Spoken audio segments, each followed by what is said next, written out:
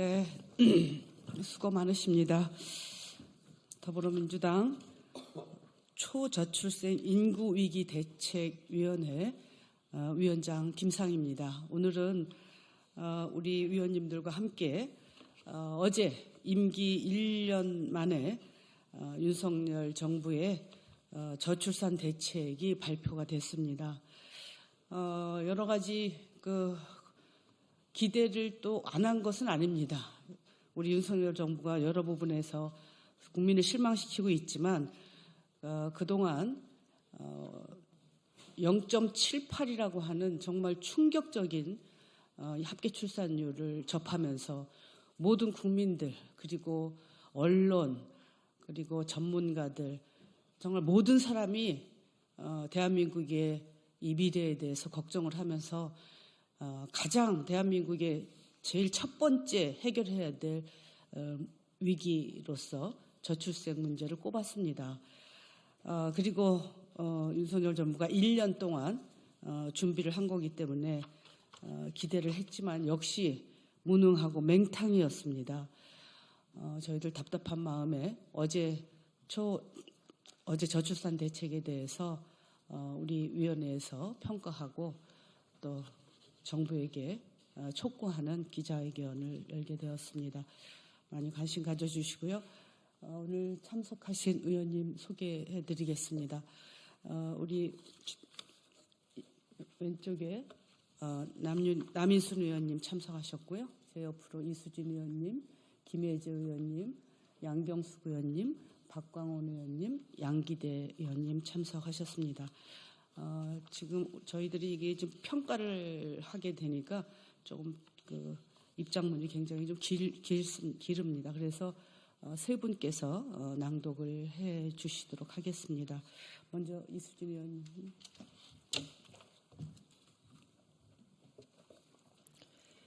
임기 1년여 만에 발표한 윤석열 정부 저출산 대책.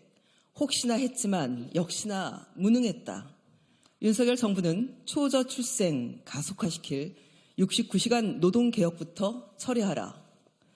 0.78의 인구 쇼크라는 엄중한 경고에도 불구하고 어제 윤석열 대통령이 주재한 저출산 고령사회위원회에는 전형적인 보여주기식 이벤트에 불과했다.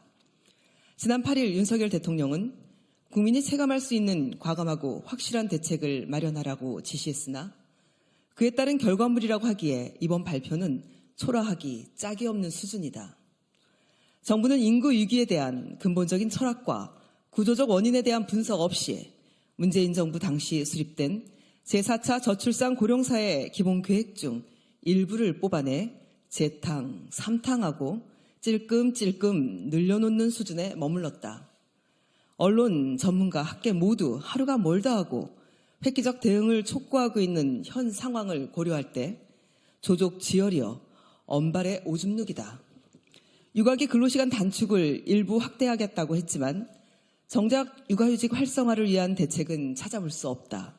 최근 저출산 대책을 발표한 일본 정부는 육아휴직을 동시에 쓰는 맞벌이 부부의 급여를 실질적으로 100% 보장하고 2030년까지 남성의 85%가 육아휴직을 쓰도록 지원하겠다고 발표했다.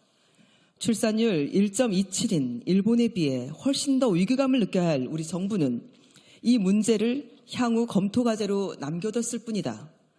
여성 직장인 중 44%가 육아휴직은커녕 출산 휴가도 쓰기 어렵다고 말하고 남성 육아휴직률이 3%에 불과한 현실을 감안하면 몇몇 확대한 정책들이 얼마나 실효성 있게 작동할 수 있을지 매우 의심스럽다. 특히 이번 대책에는 성평등한 사회를 어떻게 만들 것인지에 대한 비전이 완전히 사라졌다. 구조적 성차별은 없다고 선언한 윤석열 대통령이 저출산 정책에서까지 성평등을 지워버린 것은 아닌지 심히 우려스럽다.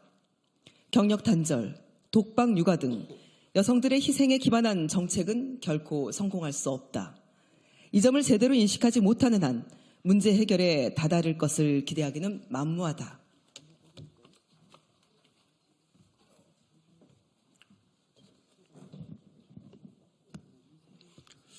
돌봄 정책의 핵심으로 제시하고 있는 늘봄 학교도 심각한 문제다. 기존 방과 후 학교와 돌봄 정책을 누더기처럼 기어놓은 짜깁기에 불과한 정책이다.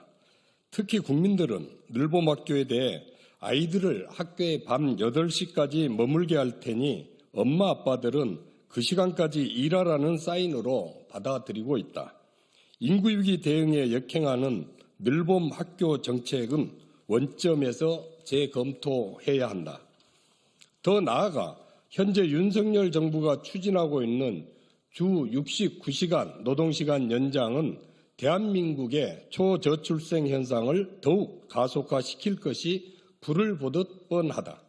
윤석열 대통령은 말로는 결혼, 출산, 양육이 행복한 선택이 될 수 있는 사회 환경을 조성하겠다면서 정작 청년들의 노동시간을 늘리는 일에만 매진하고 있다. 지금이라도 당장 69시간 노동개혁 정책을 철회할 것을 강력히 촉구한다. 얼마 전 언론을 통해 정부 여당 차원에서 검토된 것으로 알려진 정책은 더욱 가관이다. 30세 이전에 새 자녀를 출산하면 병역을 면제해준다. 아이 많이 낳으면 증여 재산 공제를 확대해 주겠다는 등 부잣집 자제들이나 혜택을 볼 수 있는 허무맹랑한 정책으로 불필요한 혼란과 갈등만 일으켰다. 국민들은 설마 이걸 정말 추진하려 했던 것이냐며 혀를 찼다. 대체 윤석열 정부는 대한민국 청년들의 현실을, 그들의 마음을 알고 있기나 한 것인가? 청년들은 자신의 미래가 너무나 불안하다고 외치고 있다. 일하고 싶지만 일할 곳을 찾기 어렵고, 일한다 하더라도 채용 시점부터 급여, 직업 안정성까지 그 격차가 심각하다.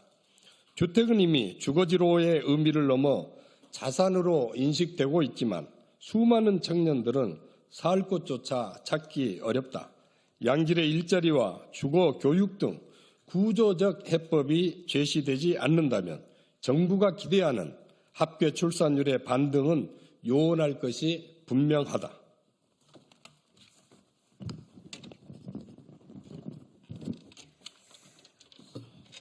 더 큰 문제는 현재 대한민국에서 벌어지고 있는 인구 위기는 저출생 문제에만 국한되는 것이 아니라는 점이다.